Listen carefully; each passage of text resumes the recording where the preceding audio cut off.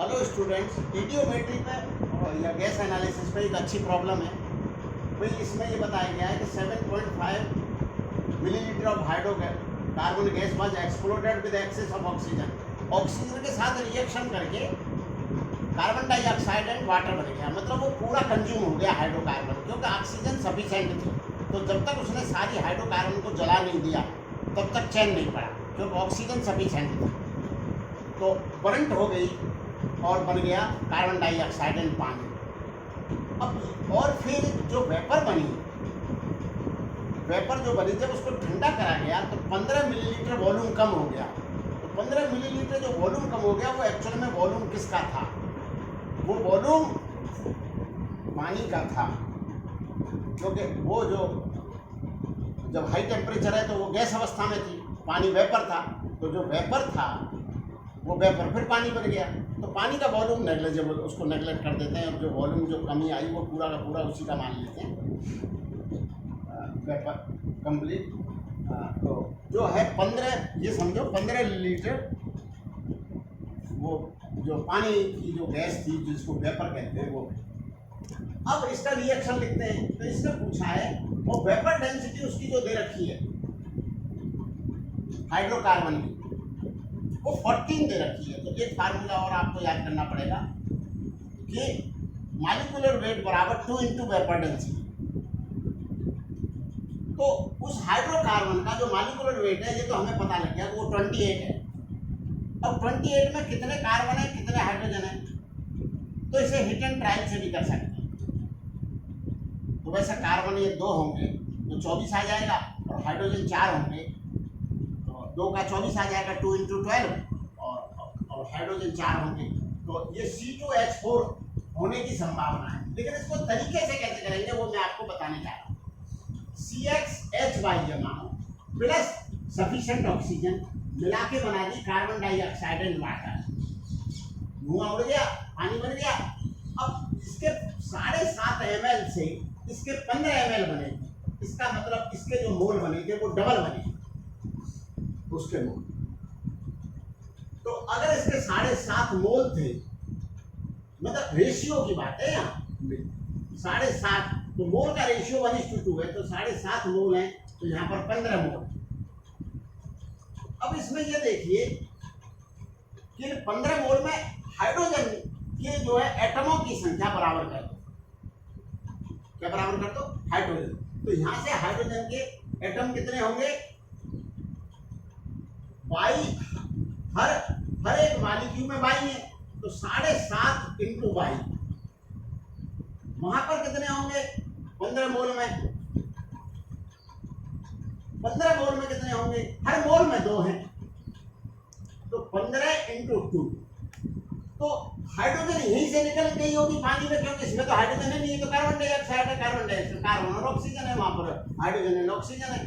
तो ऑक्सीजन तो चलो दोनों जगह है, लेकिन यहाँ पर केवल हाइड्रोजन है और यहाँ पर केवल कार्बन है। तो कार्बन का इक्विवेलेंट हम यहाँ से कर सकते हैं बाद में।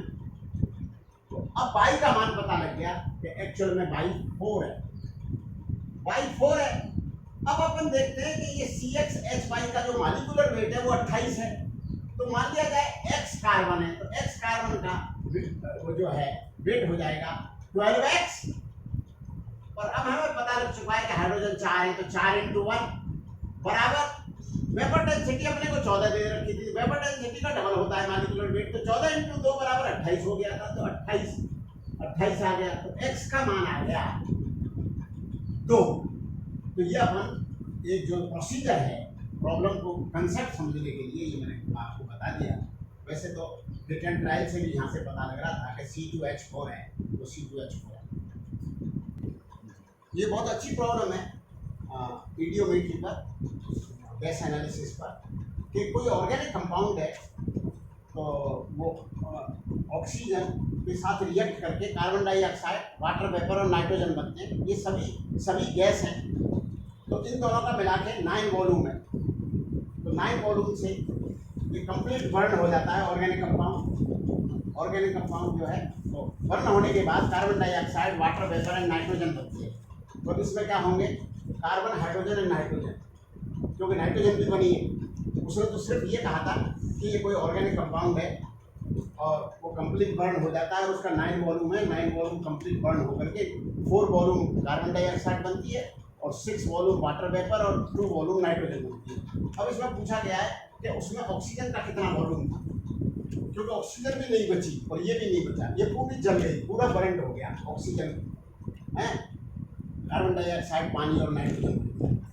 अब 9 वॉल्यूम है, 9 वॉल्यूम में से हम मान लेते हैं कि इसका वॉल्यूम जो है V है, तो इसका वॉल्यूम 9 माइनस V हो जाएगा। अब अपने पास इस पूरे इक्वेशन में आप देख सकते हो कि अपने पास 4 अननोन है, क्योंकि इसका मॉलिक्यूलर फार्मूला पूछा है। मॉलिक्यूलर फार्मूला तभी आएगा कि ये कितने x है, कितने y, x y z आने पर आएगा। तो x y z and v, there are 4 unknowns.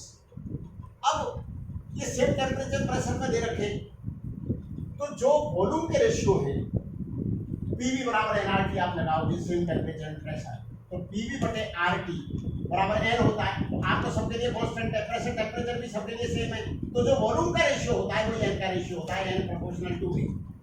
तो इनके जो मोल का रेशियो है वो भी यही है, तो मोल का रेशियो, तो इनको मोल ही मान लेते हैं अपन। 9 माइनस v मोल है, इसके v मोल है, इसके 4 मोल है, इसके 6 मोल है, इसके 2 मोल है। जो वॉल्यूम का रेशियो वही मोल का रेशियो। अब अपन यहाँ पर लगाएंगे POAC। अब आप कहोगे POAC क्या है, तो POAC है प्रिंसिपल ऑफ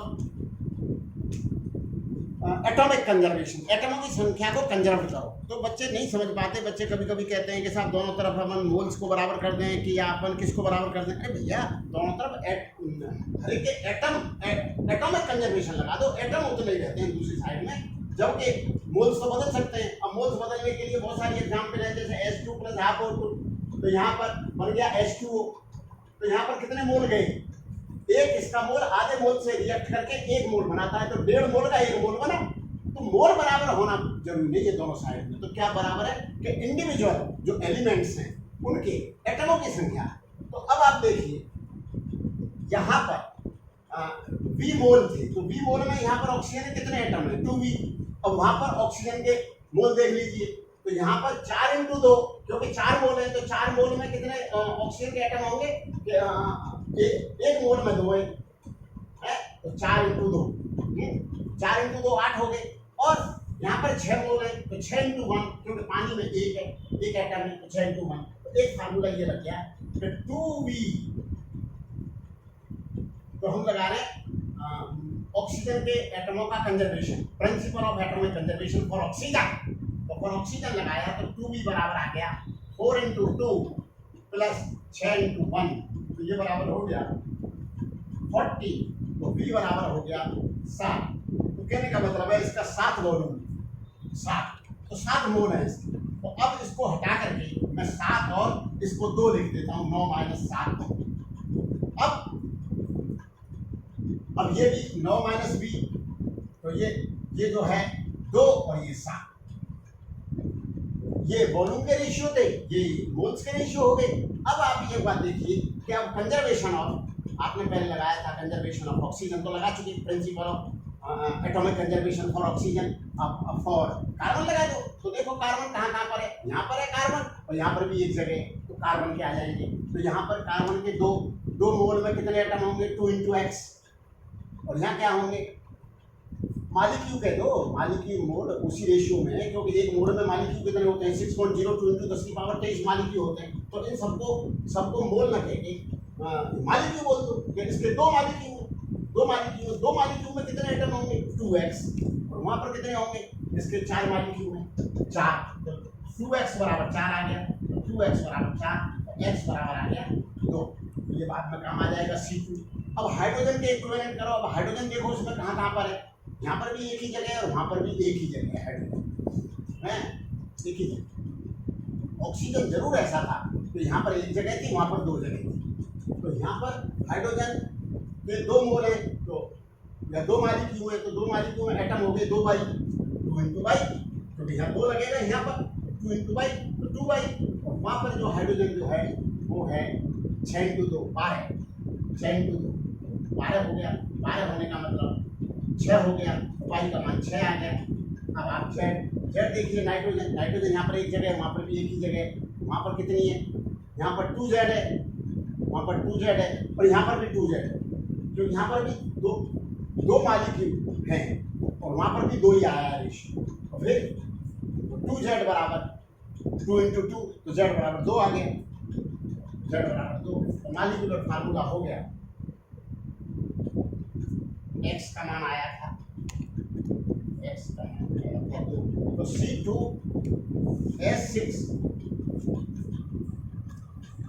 और Z,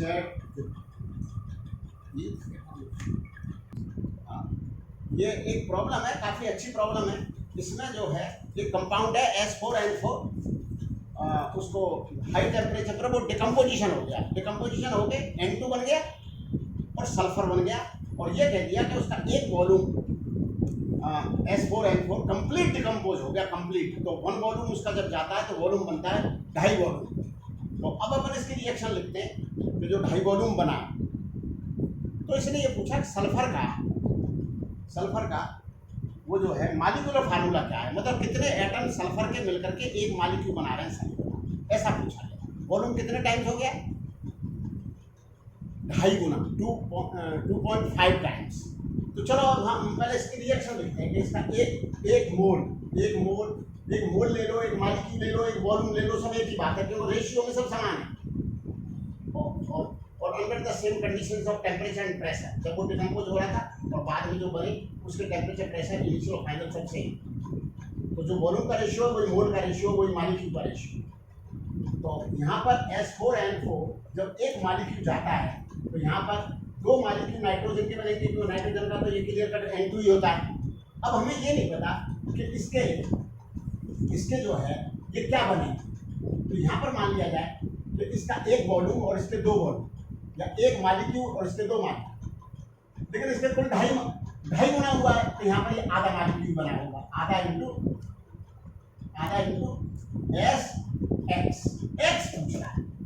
तो अब अपन लगाते हैं प्रिंसिपल ऑफ एटॉमिक कंजर्वेशन। तो नाइट्रोजन पे तो आपने प्रिंसिपल ऑफ एटॉमिक कंजर्वेशन लगा दिया, क्योंकि यहाँ पर नाइट्रोजन के 4 एटम थे, तो यहाँ भी 4 एटम है, 2 इंटू 2 है यहाँ पर, तो आप लगा चुके।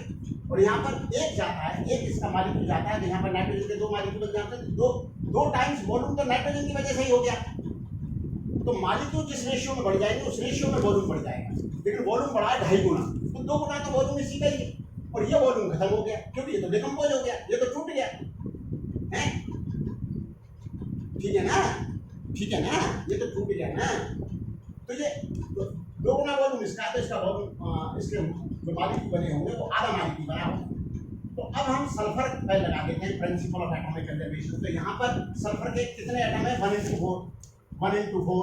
उधर देखो सल्फर के आधा मॉलिक्यूल बनाए, हाफ इंटू x,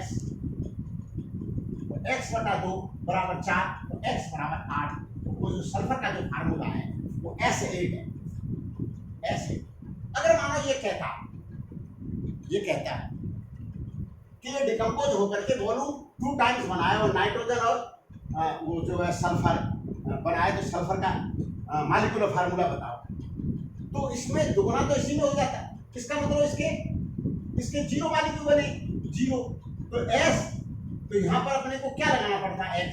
ये तभी बैलेंस होगा 2 गुना वॉल्यूम पर, जब यहाँ पर X इनफाइनाइट, नहीं अदरवाइज अगर ये फाइनाइट होगा ये जो है, क्योंकि इसका वॉल्यूम मतलब इसके मॉलिक्यूल कुछ बने ही नहीं, तो तभी ना बनेंगे, क्योंकि सल्फर तो टूटा ही है, सल्फर मतलब 4 मोल टूटे, और यहाँ पर जो S बना है वो 0 बना है। तो 0 तभी बनेगा जब इनफाइनाइट एटम्स मिलकर के एक बनाए, तो वो 2 टाइम्स होता, तो ये हो जाता। चलो इसी को हम और आगे बढ़ा, अगर ये 2 टाइम्स ना होता, अगर ये वॉल्यूम 14/5 टाइम्स हो जाता, तो यहाँ एक वॉल्यूम का 14/5 टाइम, तो 2 टाइम्स तो यही हो गया, तो ये बनते 4/5, तो हो गया 14/5, क्योंकि 4/5 मोल इसके 2 मोल और 4/5 मोल, तो कितने बनेंगे 14/5 मोल। तो 14/5 टाइम्स वॉल्यूम हो गया था, तो उतने टाइम्स मोल होंगे, जब उतने टाइम्स मॉलिक्यूल होंगे, तो इसका एक मॉलिक्यूल टूट करके 2 नाइट्रोजन के बन गए, 4/5 मॉलिक्यूल इसके बन गए। अब ये SX है, तो 4, तो हम principle of conservation of sulphur लगा देंगे। तो इधर सल्फर कितने थे, 4 है, तो 4 बराबर कर देंगे अपन।